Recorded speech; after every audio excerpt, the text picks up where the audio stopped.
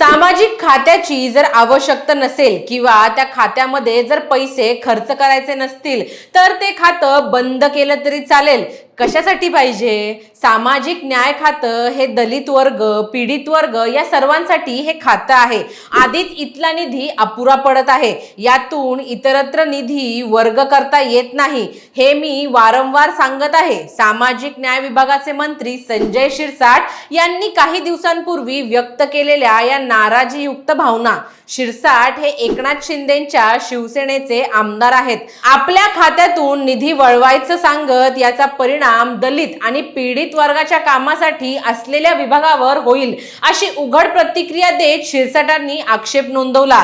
अजित पवारांकडे असलेल्या अर्थ खात्यावर निशाणा साधत शिरसाट म्हणाले की हे योग्य नसून लक्ष द्यायचं नसेल तर खातं बंद करून टाका. शिरसाटांच्या या नाराजीनं राजकीय प्रश्न निर्माण तर केलेच आहेत, सोबत इतरही प्रश्न उभे ठाकलेत.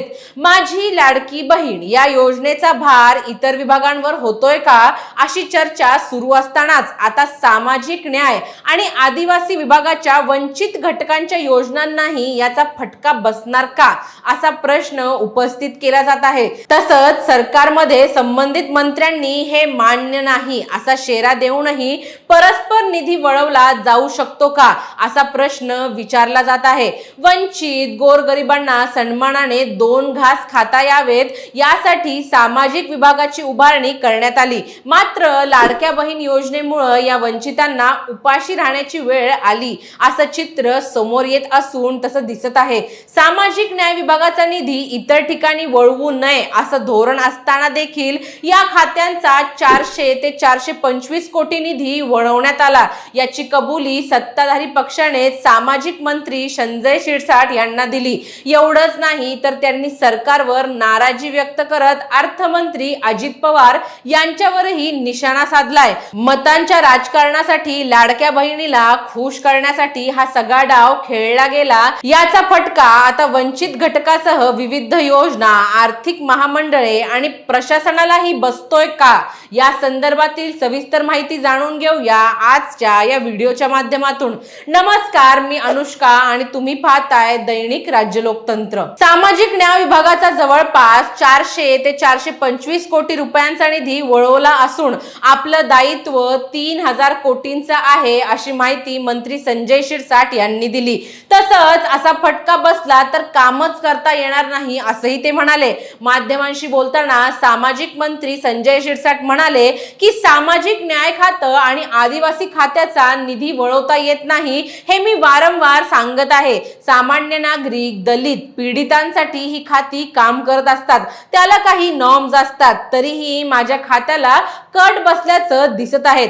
400 ते 425 कोटी रुपये वळवले, हे कसे वळवू शकतात? हे योग्य नाही. लक्ष द्यायचं नसेल तर खातं बंद करून टाका. या विभागाचा निधी असा वळवता येत नाही. अनुसूचित जातींसाठीच्या कल्याणकारी विकासाच्या, शिष्यवृत्तीच्या, वसतींमध्ये सेवा सुविधा देणं, स्वधार योजना, फेलोशिप या योजना या विभागाच्या परिणामकारी योजना आहेत असं निवृत्त IAS अधिकारी EZ खोब्रागडे सांगतात. ते म्हणाले सामाजिक न्याय विभागाचा निधी अर्थसंकल्पात जो दिला जातो तो एक्सक्लुसिव्हली अनुसूचित जातीवरच खर्च केला जातो असं बंधन आहे. लोकसंख्येप्रमाणे हा निधी देण्याचंही बंधन आहे.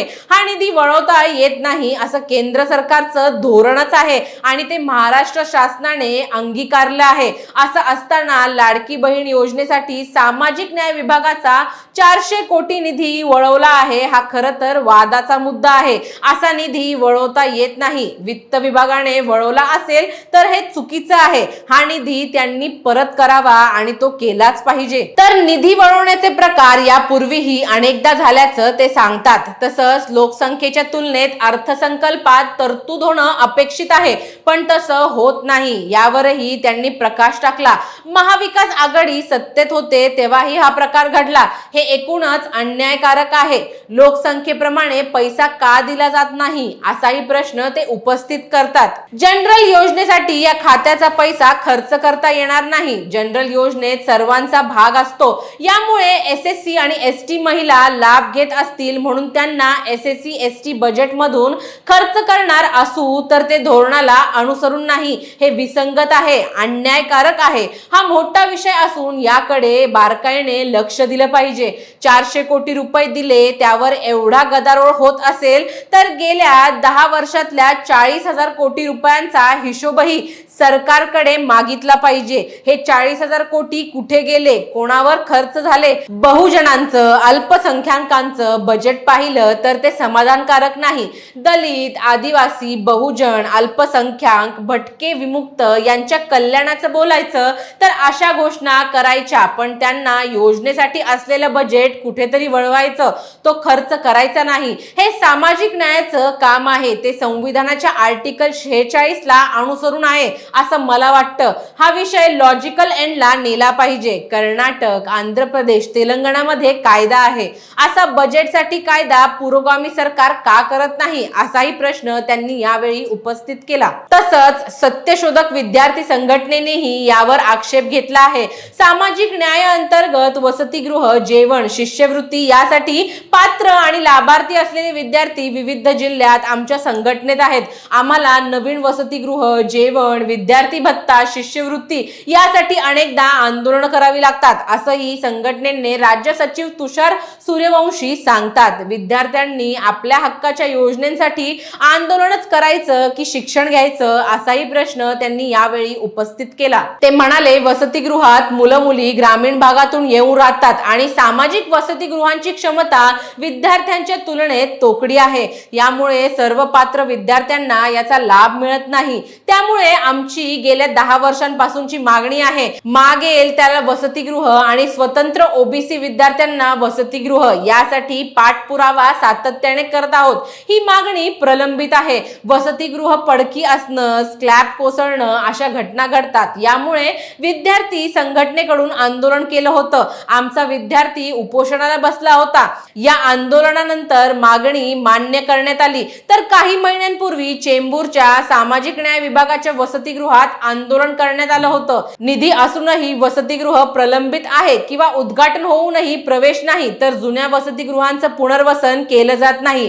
अशात जर निधी वळवले गेले तर या कामांनाही फटका बसेल। वसतिगृहात जे जेवण मिळतं तसंच काही भत्ता विद्यार्थ्यांना दिला जातो। सामाजिक न्याय विभागाच्या योजनेअंतर्गत फेलोशिप अनेकदा रखडते, पण निधीचा तुतवडा पडत असेल तर मिळणाऱ्या शिष्यवृत्ती पण आम्हाला मिळणार नाहीत। या खात्याचा निधी हा थेट विद्यार्थ्यांच्या उच्च शिक्षणाशी संबंधित आहे। सरकारने लाडकी बहीण योजना आणताना त्याचं नियोजन केलं नव्हतं का असाही प्रश्न उपस्थित करतात। लाडकी बहीण योजनेला विरोध नाही, यामुळे महिलांचं सक्षमीकरण होतं, पण ही योजना तयार करताना नियोजन केलं नाही का? यासाठी सामाजिक न्याय विभागाच्या निधीला तुम्ही हात का लावता? तुमच्या प्रचाराचा, आमदारांची पगारवाढ आहे, इतर सरकारी कार्यक्रमांचा खर्च कमी करा। जिथे कपात करता येऊ शकते तिथं का केली जात नाही असाही प्रश्न तुषार सूर्यवंशी उपस्थित करतात।